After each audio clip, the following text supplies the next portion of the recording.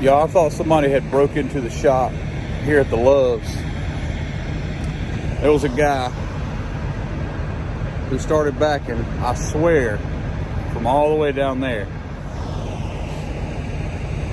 Because this is what I heard. I honestly thought somebody, I mean, it's 1 o'clock in the morning. I thought somebody had broke into the shop here at the Loves.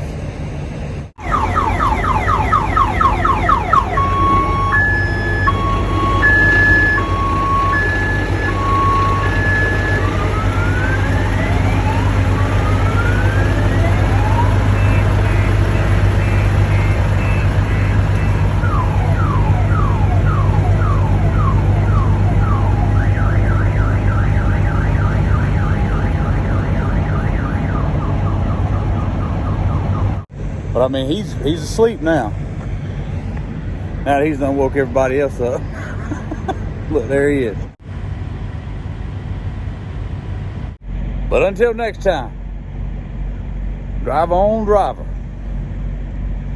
And y'all stay safe out there.